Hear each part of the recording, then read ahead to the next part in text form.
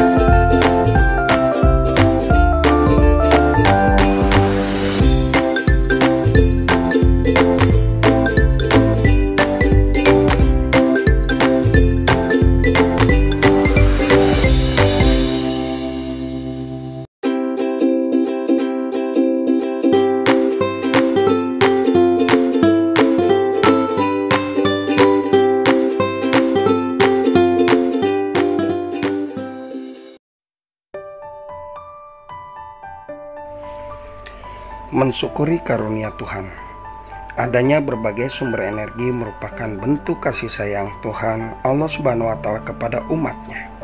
Sebagai makhluk yang berakal, manusia harus mensyukuri segala nikmat yang telah diterima.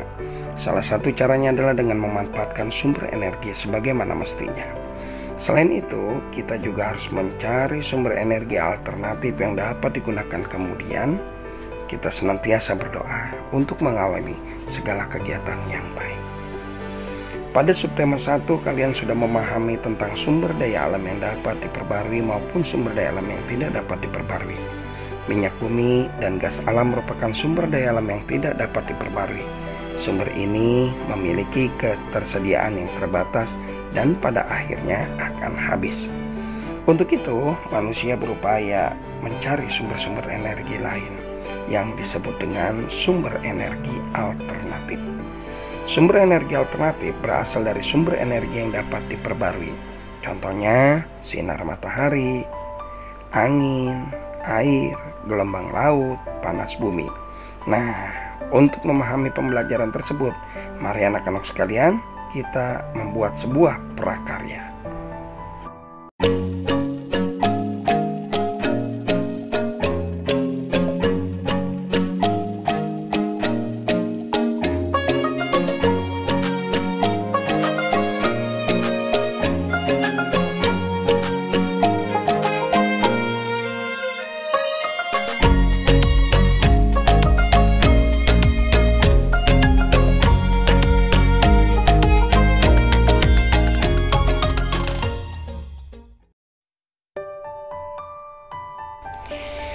Pada pembelajaran kali ini, kita akan coba mempelajari bagaimana kita semua mengatasi kekurangan bahan bakar minyak, sehingga manusia berupaya untuk mencari sumber energi lain. Yang pertama adalah energi matahari. Energi matahari adalah energi termurah dan sifatnya tak terbatas. Di daerah tropis seperti Indonesia, sinar matahari sangatlah melimpah. Pasokan energi matahari yang tidak terbatas ini diharapkan dapat menjadi energi alternatif yang maksimal. Matahari merupakan sumber energi utama bagi bumi. Jika tidak ada matahari, kehidupan akan musnah. Dalam kehidupan sehari-hari dapat kita lihat manfaat matahari. Padi yang baru dipanen dikeringkan menggunakan matahari. Ibu mengeringkan pakaian dengan memanfaatkan matahari. Panas matahari juga dapat digunakan untuk memanaskan ruangan dan memanaskan air. Jika kalian amati, masih banyak manfaat matahari lainnya. Oleh karena itu, matahari suatu anugerah bagi manusia. Manfaat-manfaat yang telah disebutkan merupakan manfaat langsung dari matahari. Dengan menggunakan peralatan canggih, energi matahari dapat diubah menjadi energi bentuk lain. Misalnya, sel surya yang dapat mengubah energi matahari menjadi energi listrik. Sel surya sudah bisa dijumpai di atap-atap kantor, atap rumah sakit, dan atap hotel. Dengan menggunakan sel surya, kebutuhan listrik di sebuah rumah dapat dicukupi. Penggunaan listrik melalui PLN dapat dikurangi. Teknologi baru tenaga matahari juga sedang dirintis. Energi matahari dapat juga digunakan untuk menggerakkan kendaraan. Jika teknologi ini berhasil, lingkungan sangat diuntungkan karena mobil tenaga surya tersebut bebas polusi udara dan polusi suara. Yang berikutnya adalah energi angin. Angin adalah udara yang bergerak. Angin menyimpan energi yang besar. Angin dapat menimbulkan badai yang mampu menerbangkan pepohonan, mobil, bahkan rumah. Oleh karena itu, angin dapat dijadikan sebagai sumber energi alternatif. Angin menyimpan energi, jadi angin juga termasuk sumber energi. Manusia telah memanfaatkan energi angin sejak dahulu, misalnya untuk menggerakkan perahu layar, layang-layang, dan kincir angin. Saat ini, angin juga dimanfaatkan untuk membangkitkan energi listrik melalui alat yang disebut dengan aerogenerator, tetapi masih terbatas pada negara-negara tertentu. Yang berikutnya adalah energi air. Air biasanya mengalir dari tempat yang tinggi ke tempat yang rendah. Aliran air dapat menghasilkan energi. Energi air adalah energi yang diperoleh dari air yang mengalir. Air yang bergerak dari sungai yang mengalir atau gelombang di lautan menyimpan energi yang besar.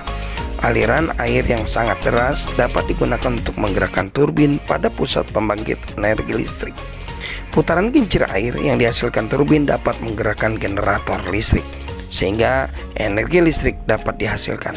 Pembangkit listrik tenaga air dikenal dengan singkatan PLTA. Berikutnya kita akan mempelajari tentang energi bahan bakar bio. Energi bahan bakar bio merupakan energi yang berasal dari makhluk hidup, baik dari tumbuhan maupun hewan.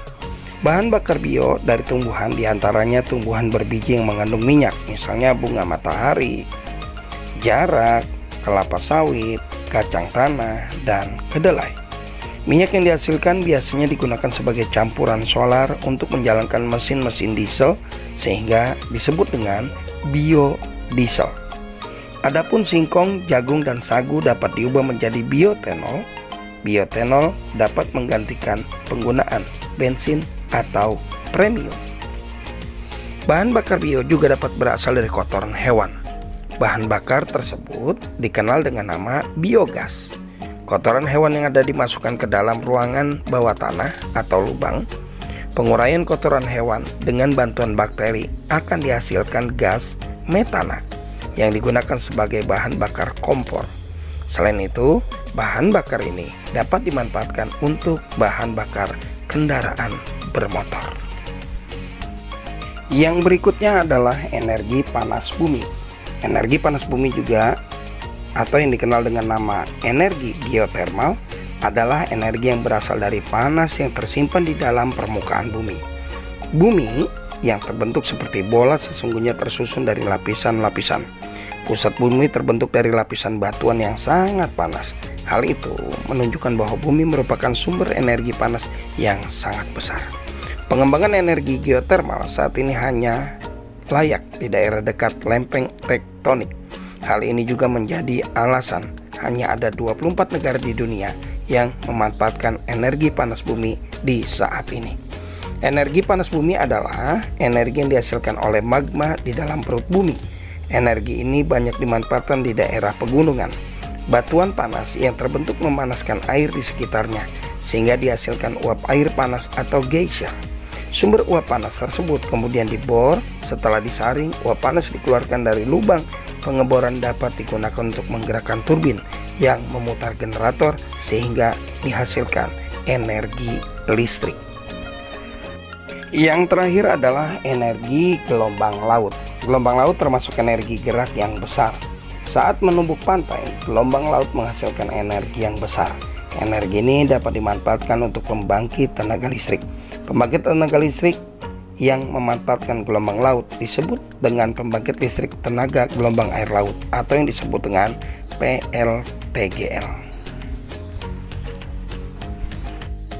Baik anak-anak sekalian, ini saja pembelajaran kita pada kesempatan pagi hari ini. Tugas kalian adalah